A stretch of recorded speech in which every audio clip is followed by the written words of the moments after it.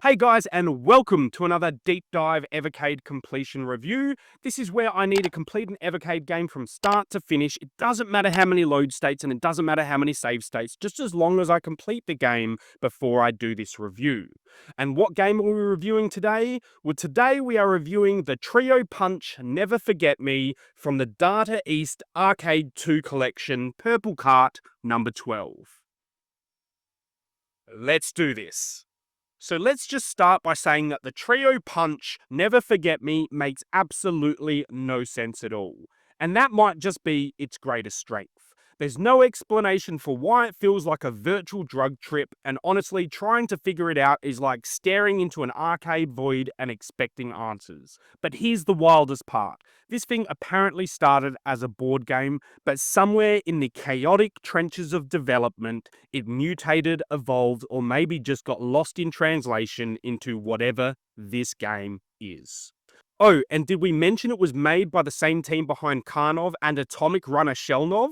And just by that, that should tell you everything and nothing all at once. If those games were a little strange, thePunch is their unhinged, hyperactive cousin with glitter in their hair and a giant rubber hammer. It's like if William S. Burroughs, the author of surreal brain-bending literature, became a Japanese game developer and said, let's make a game that punches logic in the face.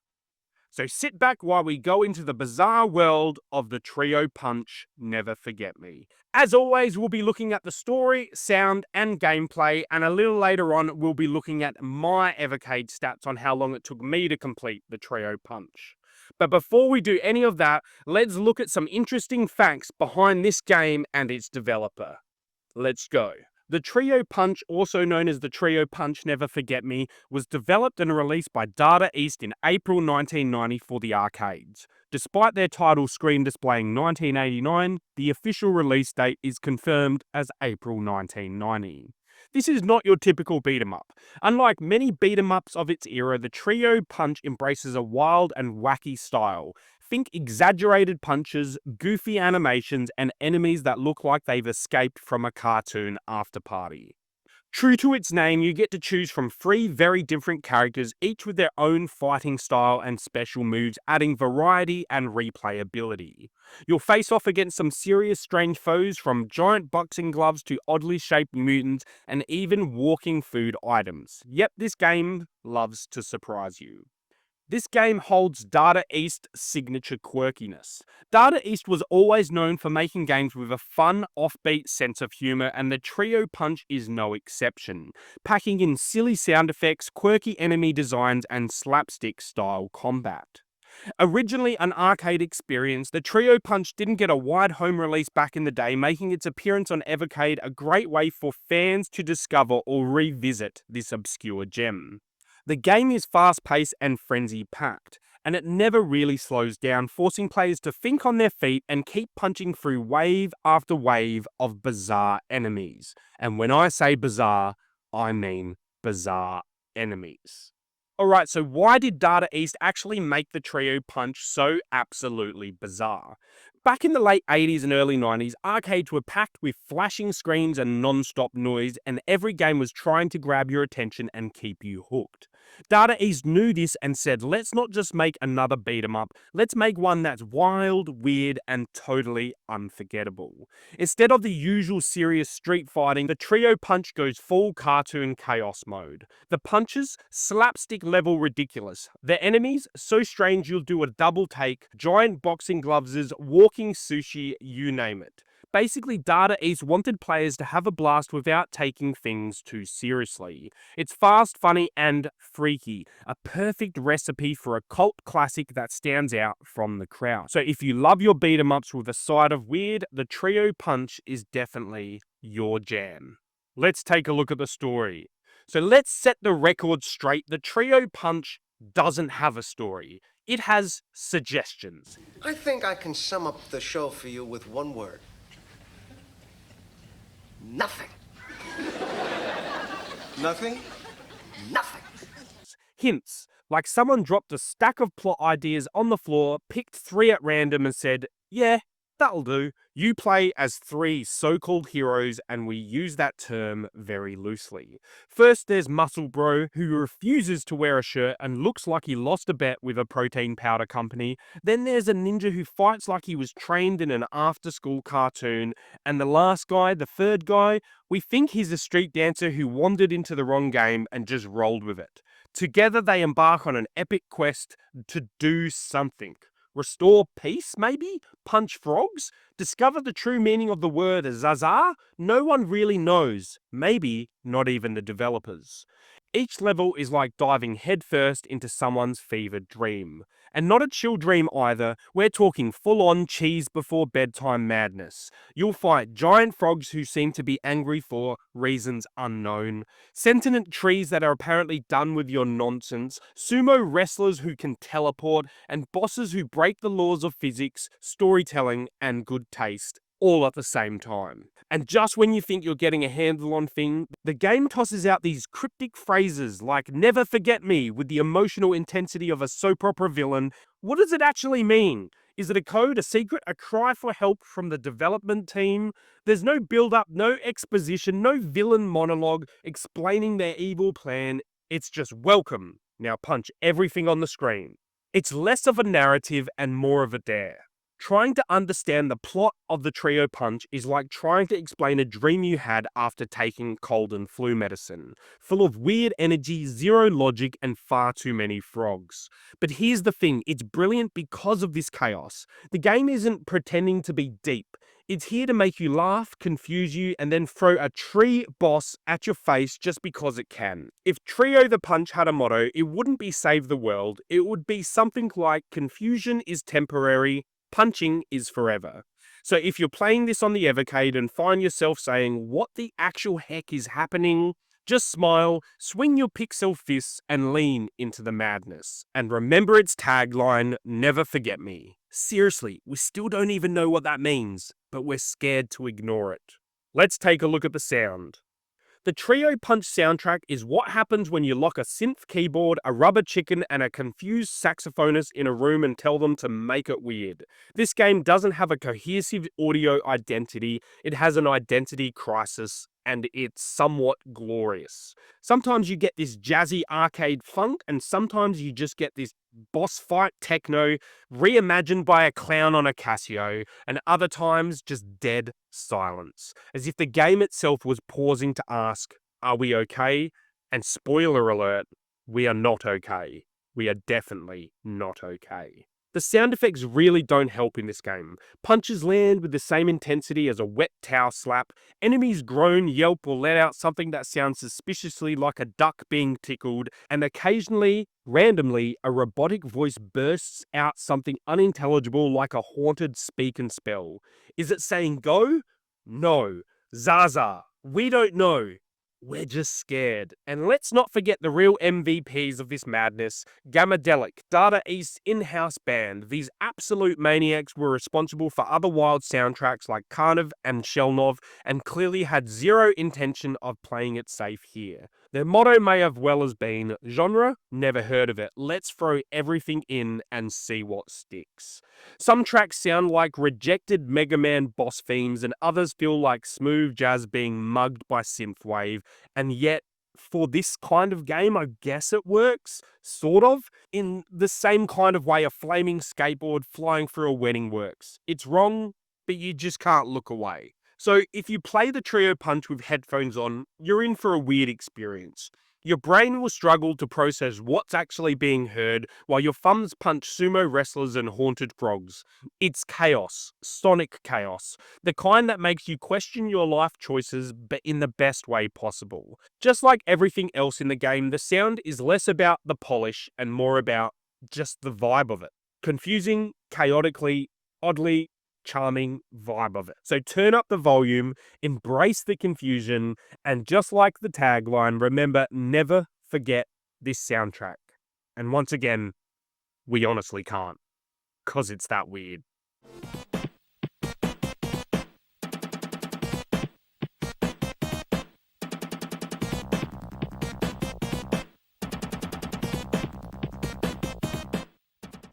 Let's take a look at the gameplay. Trio the Punch isn't just gameplay, it's a fever dream wearing sneakers. You take control of three totally underqualified heroes. The muscle guy, a shirtless road rage case with the personality of a protein shake. The ninja dude who fights like he moonlights as a kid's birthday party act. And the bootleg Axel, a dude who looks like he wandered in from a rejected Streets of Rage spin-off. And these three are trained by the masterful Chin, a mystical grandpa with questionable qualifications who appears between stages to host a roulette wheel for reasons unknown. He'll randomly power you up, power you down, or just dance around yelling "Lucky Cha-Cha-Cha" like a retirement home magician who's found too many Red Bulls. Each level starts with no context, no setup, and no warning. You just go. You beat up waves of bizarre enemies until you drop enough yellow hearts to summon the boss. No hearts, no boss. The game just loops the level like a confused dog chasing its own tail. And you'd think a game like this would give you basic enemies.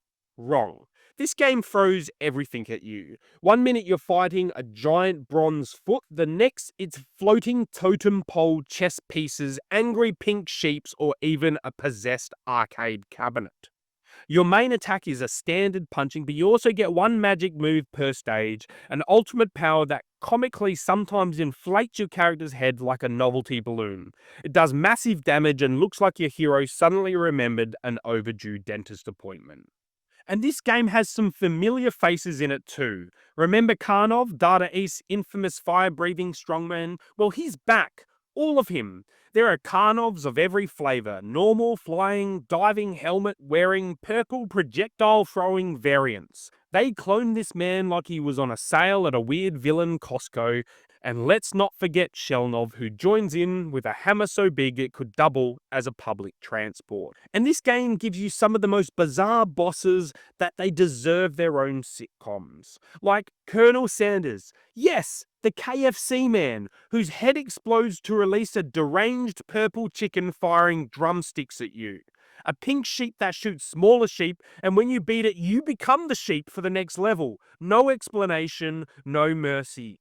And the moon, which refuses to follow the laws of perspective and just bounces around like it's had too much Fanta. It's just so bizarre. There's also a level where red zombies attack you in front of a carousel while the screen yells "Weebles fall down," and another with floating katanas at platforms while you're harassed by ninjas dropping sickles and they're handing out flyers. It's like someone dared the developers to make the weirdest things possible, and they just overachieved that in every possible way. So by the time you reach the final levels, the game takes this sharp turn into sci-fi nonsense. You fight blobs and angry robots in a world that looks like a rejected background artwork from Mega Man games, but nothing can prepare you for the ending. The final stage, a peaceful public park. You walk up to a fountain where a bird flies by peacefully, and you have to murder it. Then a butterfly, then a dog, then another bird, and messages pop up on screen including a haunting, completely misspelled word, cruelty. We assume that's meant cruelty, but who even knows at this point? Once you commit these weird animal crimes, giant eyes open beneath you as if you've just summoned an ancient evil god with a punch combo. Then the world ends. Probably the screen fades, no answers, just weird vibes. So the Trio Punch doesn't play by the rules, it doesn't even read the rulebook. It shreds the rulebook, sets it on fire, and uses the ashes to draw a fun picture of Karnoff riding a sheep. The gameplay is chaotic, random, funny, and endlessly weird, and it's like a bunch of developers just got together, dumped their unused ideas into a blender, and pressed launch. Whether you're fighting pink sheep, exploding Colonel Sanders' heads, or just trying to understand why the moon is bouncing, one thing is for sure, the tagline "Never Forget Me" is absolutely accurate. You will never forget it. Even if you really, really, really, really wanted to. So I paid $56.18 for this game, but we can't say that I paid that because this game has 12 games on it. So for the purpose of this review and for the Trio Punch, we have to say that I paid $4.68. Meaning for me to get my $10 per hour money worth, I'll need to complete this game in over 28 minutes.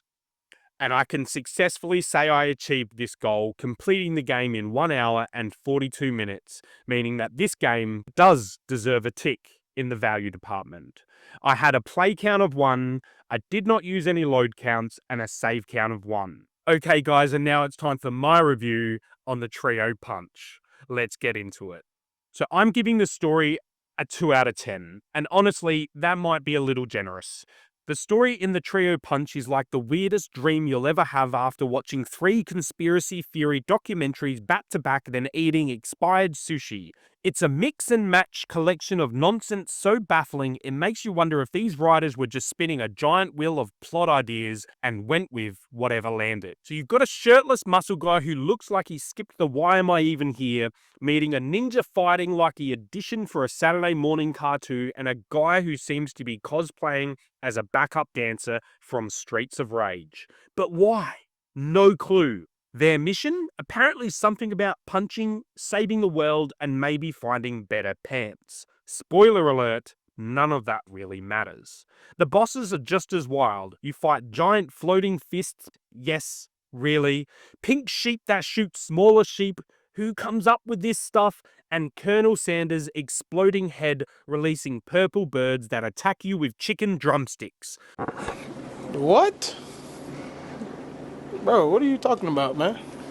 I mean, if you wanted a story with no sense but a ton of paltry violence, then this is your game. Cutscenes? More like cut what now? You get cryptic lines like "never forget me" and random shoutouts like "Zaza," as if it's some ancient mantra. It's like the game expects you to have a PhD in surrealism just to keep up. If storytelling was a sandwich, the Trio Punch would be 2 pieces of plain white bread with a single leaf of lettuce. No meat, no sauce, just pure confusion, and I've seen more coherent storylines in soap operas about garden gnomes having midlife crisis. So yeah, 2 out of 10. The story's so bizarre, it's kind of impressive, but is it interesting? Nope, not even close. Let's take a look at the sound. I'm giving the sound a 3 out of 10, and that's mostly because it didn't make me want to throw my headphones across the room, though it did come dangerously close. It's like someone took a handful of 8-bit bleeps and blops, threw them at a wall, and whatever stuck, that was the recipe for no rhyme or reason. The music loops so much it feels like you're stuck in some kind of weird retro elevator, stuck between haunted arcade and psychedelic fever dream. Sometimes the tunes sound like a robotic cat trying to play the piano while a squirrel taps out Morse code on a tin can. It's equal parts confusing and oddly charming, if you're into that existential audio torture. Sound effects are, well, let's just say they're special. Punches sound like wet noodles flopping around, and enemy cries range from "help me, I'm being electronically tortured" to "is that a kazoo or a dying frog?" The whole soundscape feels like a low-budget sci-fi movie where the sound guy just gave up halfway through. But hey, credit where credit is due, and there's a certain charm in the chaos. If this game had a soundtrack on Spotify, I'd definitely add it to "What the hell did I just listen to" playlist. So yeah, I give the sound a 3 out of 10. It's bad, but in a weirdly entertaining kind of way, kind of like a train wreck that you just can't look away from, but with more squeaky frogs. Let's take a look at the gameplay. So the gameplay also gets a 3 out of 10, mostly because it's about as smooth as trying to juggle spaghetti while riding a unicycle. First off, let's talk about the stupid roulette wheel that spins between levels. Sometimes you get to pick your player, but most of the time, nope, the game just says, here, deal with whatever character fate hands you. So if you're hoping to master your favorite hero, tough luck. You might end up stuck with a guy who punches like he's flailing in slow motion, or the ninja who looks like he's in a perpetual cartoon pratfall. Out of 3, I only found 1 character actually playable without wanting to throw my controller out the window, and the others, well, let's just say they had all the finesse of a drunken sumo wrestler on roller skates. And then there's that pink sheep boss. Oh my god, yes, a pink sheep that shoots smaller sheep at you like some sort of woolly army commander. Beat it, and guess what, guys? You get cursed and you turn into a sheep for the next stage, because that's exactly what every gamer dreams of, being a pink sheep that can't do much but bar and look confused. Whoa! Don't even get me started on fighting Colonel Sanders. I'm not joking, this guy's head explodes, releasing a goofy purple bird that attacks you with chicken drumsticks. What in the actual kernel did I just play? I finished this game feeling like I just survived a bizarre fever dream filled with nonsense bosses, odd power-ups, and a roulette wheel that might as well have been flipping me the bird. It's the kind of game where you're not sure if you're playing it or the game is playing you. So yeah, the gameplay is getting a 3 out of 10. Entertaining in a kind of what did I just experience kind of way, but definitely not a smooth ride. Alright, let's get this out of the way right now. Overall, I'm giving Trio the Punch a 3 out of 10. Yep, that's low, and honestly, that might even be generous. This game was one wild ride through the what in the actual heck amusement park, and I wasn't always sure if I was a player, a confused spectator, or just a lost tourist. It's one of those games where you finish it and then I asked myself, why do I have the rule where I need to complete the game to review it? I mean, why did I make this rule? Because games like this make me wish I had a skip button for the whole experience. The whole thing is just a perfect storm of weirdness. From the ridiculous roulette wheel deciding who you get to play, which sometimes means you get no choice at all, to the bizarre bosses like exploding Colonel Sanders and pink sheep that turn you into a sheep. Honestly, out of the 3 characters, only one was even remotely playable without wanting to smash my controller in frustration. I spent the whole time asking myself, is this game supposed to be a funny joke? Is it trying to be weird on purpose? Am I just losing my mind? This game throws so much nonsense at you so fast it feels like someone just said, let's confuse and amuse players all at once. And why not toss in some chaos for good measure? It's the kind of game where you just keep playing to see what insane thing happens next, but at the same time, you've already given up in your mind. You've thrown in the towel halfway through. So yeah, I'll give it a 3 out of 10, not because it's a completely bad idea, it's just really not for me. It's like eating a mystery flavored candy and hoping for the best, but getting some weirdest taste imaginable instead. And just a reminder, the game's motto is never forget me. Well, the Trio Punch, I won't forget you, but I'll definitely keep trying to figure out what you actually were.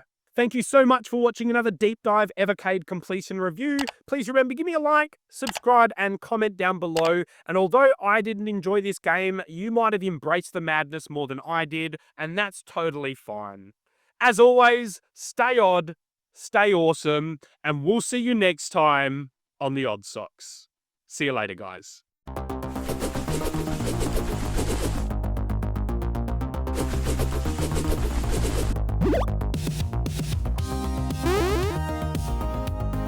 Woo!